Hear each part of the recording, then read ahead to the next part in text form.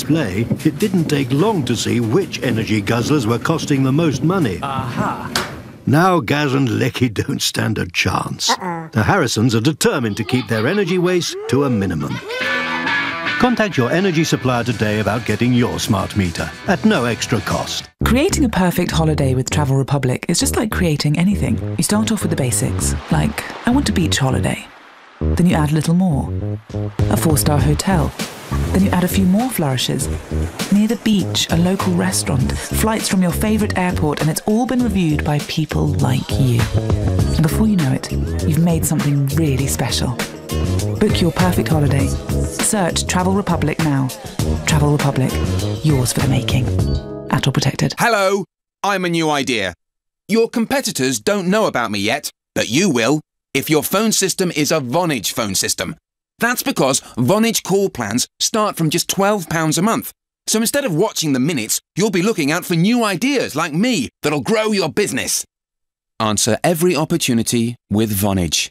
Just visit vonage.co.uk or call 0203 435 8000. Excludes VAT at 20%. Terms and contract apply. When your cold goes from bad to worse, what do you make? A hot honey and lemon drink?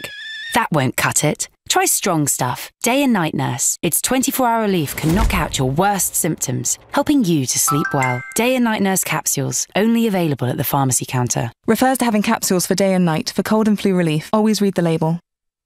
Nick Ferrari at breakfast on LBC. Call 0345 6060 973.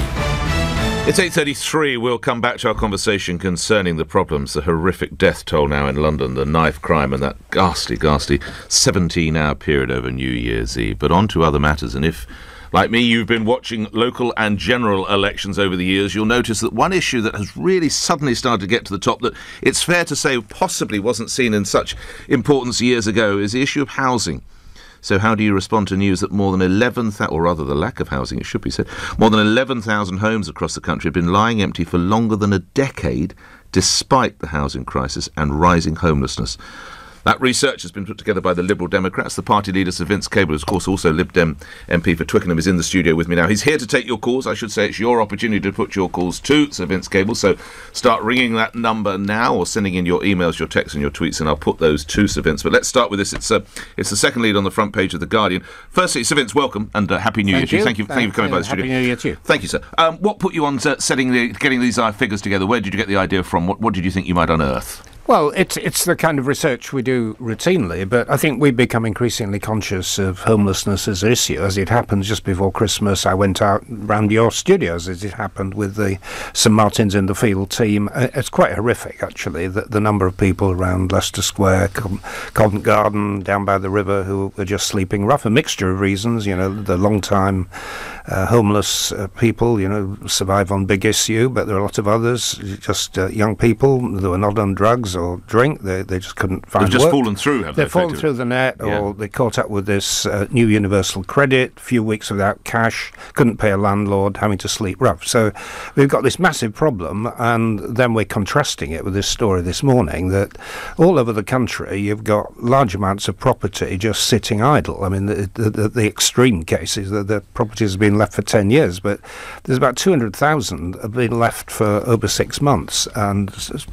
people, for a variety of reasons, they've gone abroad, somebody's gone into a home, somebody's staying with relatives, the house is there, but the councils have powers to repossess empty property, but only about 1 in 10 of them are taking advantage of it. And given the extreme nature of homelessness, we thought councils really should get off their backsides and do something about this. What criteria? Obviously you can't go around seizing people's homes. What is the criteria that has to be satisfied? Well, the local council have powers to investigate, first of all, and if they establish that they've been left empty for no good reason.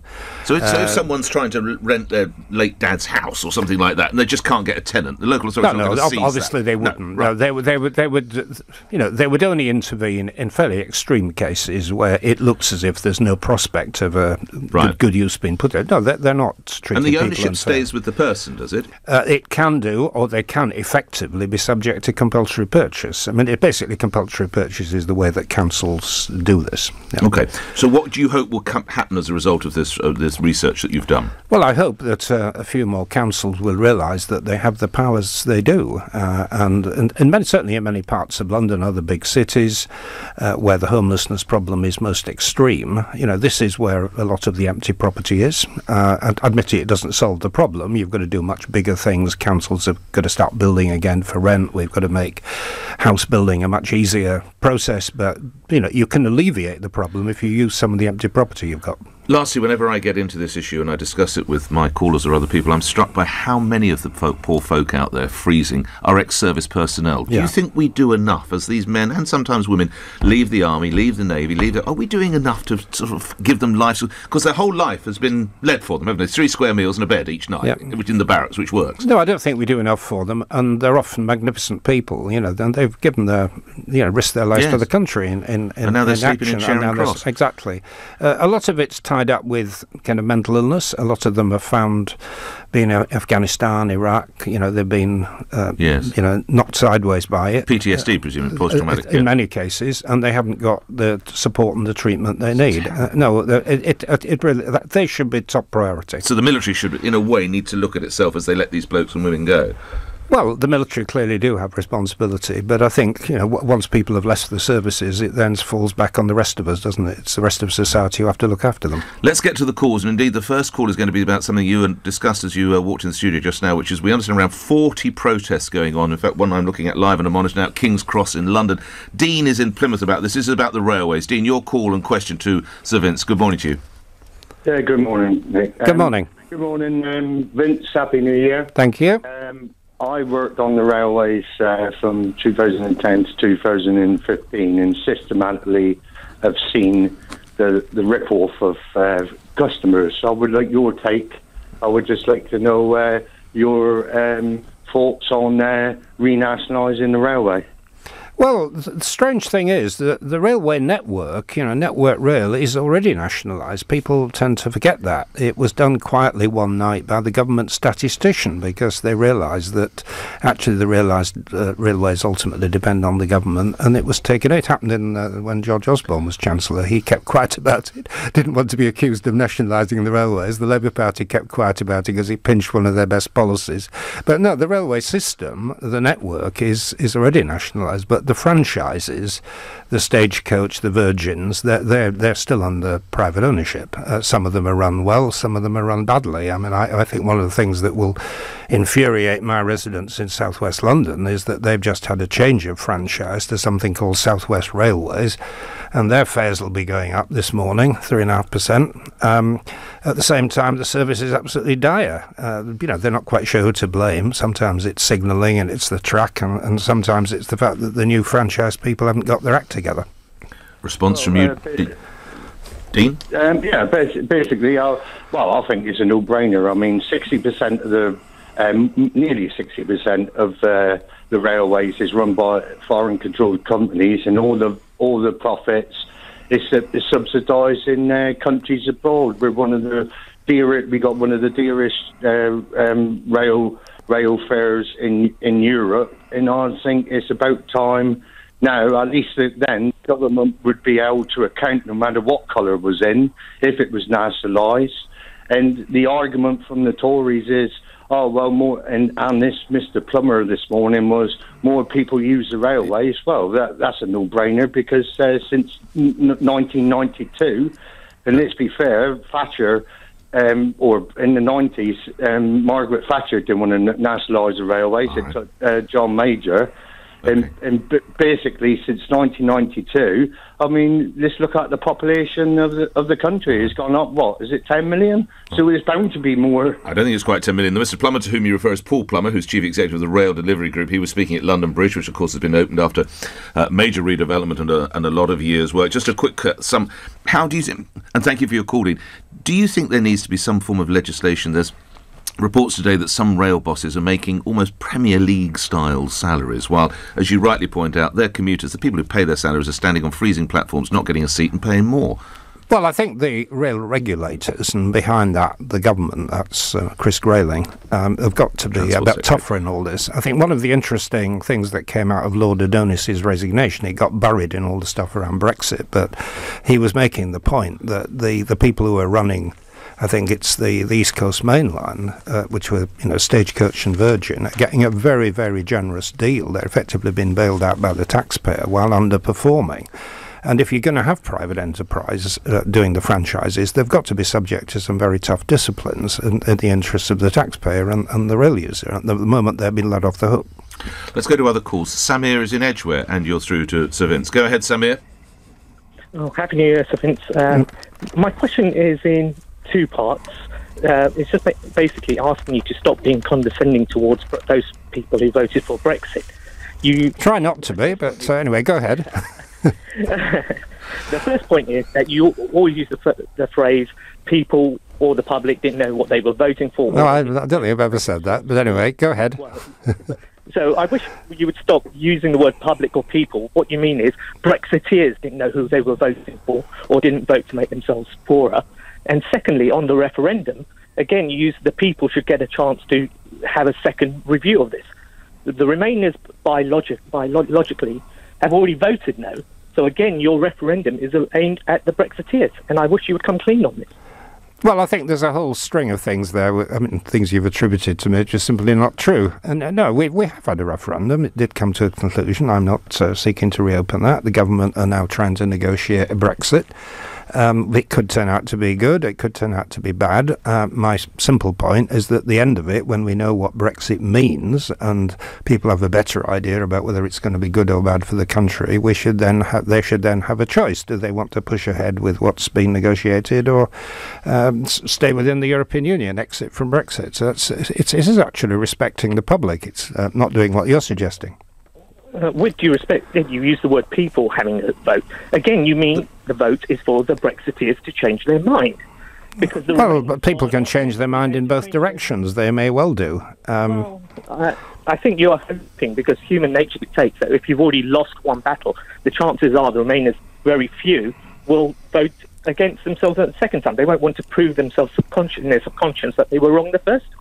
No, I've always made this very clear. I was never very keen on the whole idea of having a referendum in the first place, but we've gone down that road. We've made the choice as a country that the public should decide what we do about Brexit, and having started it, I think there's an argument for letting the public, the voters, come to a conclusion on it. I mean, the metaphor, which I think is quite revealing, is that when you make a decision to sell a house, you go ahead, you put it on, you go around looking around, you may put down a deposit, but at the end of the day, when you've done all your due diligence and you've had the surveyors in, you then make a decision to go ahead. And they're separate decisions, and that's why we believe that the final choice should rest with the public. But surely the public have voted. You are again aiming the referendum. When you say that analogy doesn't work, because half the people have already said no. So going to your analogy of buying the house, the wife, for example, has said no. The husband then goes ahead and does it, and he asks the wife. No, that's a really intriguing turn to the metaphor. But no, it's a different question that we're asking. And at the end of the day, we've got to carry as many people as possible in the country with us, whether Brexit goes ahead or not. But so you can see a time when Brexit would not go ahead? I think it's possible it could not. And indeed, David Davis, at a meeting a few days ago, let slip that the government realises that this is still quite possible. And there's a report today that you're ready to orchestrate a House of Lords revolt, that your 100 peers could join forces with the anti-Brexit Labour peers. Is that true? Well, we'll certainly work with them, and indeed with a lot of Conservatives. I mean, there are a lot of independent-minded Tories, and you had Michael Heseltine over the Christmas period, and there are others who are, quite brave and outspoken, and we want to work with them, indeed. The House of Lords has got limited powers. They can, at the end of the day, be overridden, but they exist in order to exercise a check on abuse of powers by the executive, and they should use it. Yes. You see, some people would question, you lead the Liberal Democrat Party. The democratic part of that was the Brexit referendum. I know you're going to say that you buy a house, but this is just a way to stop Brexit, isn't it? Candidly, Sir Vince. Well, if Brexit is the way it's now looking, I think we should be aiming to stop it, but I have an open mind. It's possible So we go back into the European Union? We would stay within the European Union. We haven't left it yet. I'm sorry, I see what you said. But, no, it's possible that Theresa May could produce a miracle and we could have some really good outcome, in which case people will be positive about it. But I'm sceptical we'll get there. And lastly on this, how do you imagine relations would be between the UK and the EU after this? Well, whatever happens, I'd like us to have good relationship with the European Union. It is, after all, our neighbours. We have, almost half our trade with them. But it's like an errant husband, isn't it? We've been caught having an affair and now we've decided to come back and try and creep in through the back door. That's the danger, that we've poisoned the well, and that would be very bad indeed for not just... So you'd want to go back to that poisoned well? I think if the public made a decision in a year's time, and we're talking about next December, and it's an ideal time to have a vote on all this, that actually we'd prefer to stay in, I think we'd return to normal pretty soon. The European Union don't want a divorce. They don't want the disruption, and they don't want the aggro that will go with it. And I think it would be very easy to go back to normal. All right. Samir, thank you for that call. We'll have more calls to Vince Cable after the latest LBC News headlines. Straight to Simon Conway. Rail fare prices have gone up by an average of 3.4% this morning, the largest increase in 5 years. State TV in Iran is reporting 9 more people have been killed in anti-government protests, with around 450 people arrested. NHS England says missed hospital appointments are costing the health service almost £1 billion a year. The LBC Travel News is next. A to the I, these hoes are hella good, so go with the no like you know you should. For holes to make your kids grin, book with us and you'll be quids in. Little ones are complimentary as the sale of the century. You'd be bonkers to dismiss this. Thousands of free kids places when you go Mahusive. First choice, the home of all-inclusive. Free kids places are subject to limited availability on selected holidays for limited time only. 1 free child place per 2 full paying adults. Booking T's and C's apply. See firstchoice.co.uk at all protected. Off to the LBC Travel Desk now, and Joanne Webb. Thanks, Nick. Very slow on the A41 southbound from Hendon to the North Circular Road, where there was an accident. Still one lane closed for recovery. And also long delays on the A13 westbound from the M25 to the Wellington interchange. And that's because of an accident that happened earlier. Still very busy getting to Heathrow Airport on the M4 Heathrow Spur Road, southbound from the main M4. And on the trains, East Midland train services are delayed by about half an hour via Kentish Town. And Great Northern trains aren't stopping northbound at Drayton Park. LBC Travel, I'm Joanne Webb. Nick Ferrari at breakfast on LBC. Call 0345 6060 973. 8:49, your calls to Sir Vince Cable. Indeed, back to Sir Vince in just a moment. Sylvester, you're going to be the next caller. A quick question from me. I read in the papers today that the polls, and we all know how good they are, currently have the Lib Dems at around 7%. That is at best a little disappointing, isn't it, Sir Vince? Well, it is disappointing, but we've been there for a long time. I think one of the things we've learnt over the last year is probably not to take polls terribly seriously as a predictor of what happens in an election. You may remember Theresa May went into election with a 20% lead and it evaporated overnight. So, no, I would obviously like it to be higher, but we haven't had a proper electoral test. Where we have had, we've had quite a few kind of local council by-elections in the country. We're doing extremely well at that. But and what are you doing to try and get more energy and try and move it up from that? What we're doing, the one thing we are doing is we've got record levels of membership. We've got, I think we now have more than the Tories, actually. We're getting people joining us the whole time, partly over the Brexit issue. And the view that, the broad approach to the party that I've taken is that we've got to be right, even if we take unpopular decisions. The whole history of the modern Liberal Democrats, from the Iraq War, joining the coalition, more recently exit from Brexit, is that these issues are often not popular at the time. But I think people recognise with hindsight that we've been right, and they give us the credit for it. Let's go back to the calls at 10 minutes before 9. Sylvester in Kilburn. Sylvester, you're on the radio. Good morning. Hi, guys. Hi, Vince. I just got really a question for you, really. Legalising marijuana, you said if you want to legalise marijuana. I mean, I totally disagree with you on that one. I wanted to ask you why you wanted to legalise marijuana.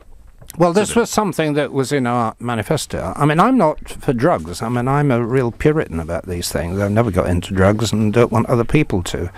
But all the evidence suggests that, and this is the advice from medical people, police and others, is that the best way to deal with this, the curse of the particularly toxic forms of marijuana that give people mental illness conditions and so on, is to take the trade out of the hands of the criminal underworld. And the only way to do this is to try to, bring it above the legal line and have it very, very tightly regulated. So you're regulating the product, and you're keeping it out of the hands of the gangsters. That's the objective. Do you not think that? I come from an area where this is in London, where there's quite a lot of drugs on the street and quite a lot of young kids falling victim to hard drugs after starting off taking marijuana. In fact, I've actually lost one friend and one of my... Well, that's tragic where that happens, I agree. Yeah, it's still stuff. Do you not think that by legalising it, what you're doing is you're giving these youth the sort of... you're giving them the start to exploring drugs. I mean, have you ever had anyone that's been involved in hard drugs or been involved in drugs or been marijuana smokers? No, I haven't, and I haven't been directly involved in that. And I've had a fairly strict family of my own, and made sure it hasn't happened. And I obviously feel genuinely sorry for people who are caught up in this. How do you make sure it doesn't happen within your own family?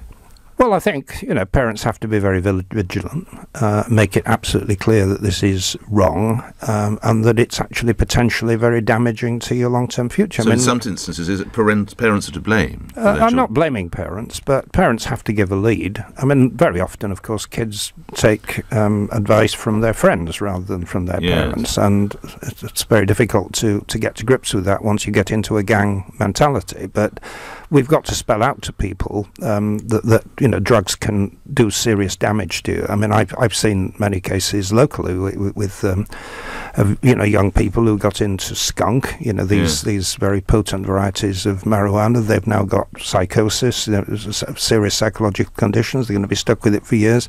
And simply lecturing them or declaring that it's illegal, of course, doesn't solve the problem. You've got to try and get it off the streets and into a properly managed way. Sylvester, thank you. We're talking about gangs of another sort. I'm sure you're aware there's some horrific headlines over the New Year's period with more fatal stabbings in London. Onis in Mitcham's on that story now. Onis, you're through to Sir Vince. Go ahead. Oh, is it Onis? My apologies. Onis, I mispronounced your name. You're on the radio, Onis. Good morning. Okay. Yeah, hello. Good morning, Mr. Nick. Good morning. My name is Onis. I live in Mitcham, and recently we've noticed that there is a spat of knife crime. I'll give you an example. A few days ago, I went into my local barber shop, and a youth came in there to have his haircut. And as he completed his haircut and he was about to leave the barber shop, I noticed him putting on his coat, but just underneath, he had a vest of some sort. And I asked him, what was that? He said, it's a stab-proof vest. It's a what vest? Sorry, matey. It's a what vest? Stab-proof. Stab-proof vest. Yeah, okay. A bit like the police have. Like the police have, yeah. Yes. And I was actually, so I asked him, why you feel the need to be wearing a stab-proof vest? He said, it's easy. I could just walk up the road. I could just get in the wrong place at the wrong time, and I'll get stabbed. Now, for me recently, of somebody who also volunteer with youth, I've noticed recently it's been an epidemic in regards to where youth are concerned. My son recently, I was going out to a New Year's Eve party, and I felt good that the party that I was going to was out of London. And I've got to move you to your question then, Onis. So what exactly is your question? I am, but but these points are very important to right. know. But Mr. Vince, I want to know what are you going to do about knife crime? Well, we've got, first of all, to make sure the police are properly supported. The point that the Metropolitan Police Commissioner, Cressida Dick, was making this morning, they find it very difficult to deal with street crime when they don't have the resources to have plenty of police officers out there when there's serious aggro. I mean, whether it's gun crime or knife crime, obviously this is completely unacceptable, and we've got to be tough on dealing with it. Investigate Edward Heath and other cases, can't they? And some journalists get arrested at dawn. There's a lot of resources wasted. You're quite right, but the police have suffered serious loss of numbers. Yes. Both with community support officers and with mainstream police officers, and that's the key to it. But it's not just the police. We've got to try and make sure that schools, colleges have, for example, complete zero tolerance policies on people carrying knives, even in a suburban area like Twickenham. We've had cases of people turning up to the local college with knives, and now the college has cracked down on it very hard. It's greatly reduced. A lot of these kids are not carrying knives for aggression. They're carrying them because they think they might be attacked, and for the same reason that the guy in the barber you've just talked about. But we've got to make it absolutely sure that this is completely intolerable, and if it's found, there will be zero tolerance of it. And where are you on the deployment of stop and search? Well, stop and search is a legitimate technique for the police, providing it's properly monitored. I mean, there have been all these bad cases in the past of people from particular ethnic groups feeling they've been picked on, and probably have been in some instances. So we've got to have it monitored so that doesn't happen. But at the end of the day, if the police know somebody is carrying a weapon and they're carrying it for the wrong reason, they've got the right to stop them. Yes, and you think there should be perhaps better decision-making at the top of various police forces in the way they spend their money? I point out the Edward Heath case. No, I think the police have generally become much better, actually. I mean, I used to be very closely involved in an all-party group on the police 10, 15 years ago, and I think on a whole lot of issues in terms of diversity, better management, the police have really upped their game. I'm rather impressed with the way they've done it, but at the moment they don't have enough support, they don't have enough funds to patrol the streets properly. Onus, thank you. Colin in Ruislip, you're through to Zavint's Cable. Go ahead, Colin. Good morning. Morning. So Nick Clegg became a knight, or overnight, as it were. For what services did he get this? Well, he was the Deputy Prime Minister for 5 years. He kept the show on the road, kept the country run properly. We had, to coin a phrase, strong and stable government. He deserves some credit for that. What Nick Clegg, of course, did do, and same as me, actually, he took the view that he didn't want a peerage. He didn't want to be appointed to become a lord and in an unelected upper chamber, but he was honoured will be honoured by the Majesty of the Queen, and as I have been, and I think that's very appropriate. What was your reaction when you heard the news about Sir Nick Clegg? Well, it was Well, I was going to you in a moment, Colin. First, Sir Vince, your reaction. Well, it was slightly awkward for me because I was his deputy and I got one first. But anyway, he's... have you sent him a note? I have, actually, yes. Welcome to the club. Welcome to the club. Quick reaction from you, Colin. Well, no, I mean, Nick Clegg, he went and he lost his seat. Now, nobody asked for a recount or to go into the vote again because he lost it. And then we get this with Adonis, who's flexing his muscle, but pardon the pun, but asking for all this to go back to the country again and vote again. It's ridiculous. Well, I lost my seat and then refought it and won it back, and in politics that's what you've got to do. I mean, I have to put it to you, the last few seconds you talk about you didn't want to go into that unelected chamber, but you're happy to use them if needs be to possibly derail Brexit? Yes, no, I'd like to have the whole system reformed. It's a bad system, but as long as it's there, we've got to make it work. Yes, you're happy to use even though it's a bad system? I'm not happy to use it, but I will. All right.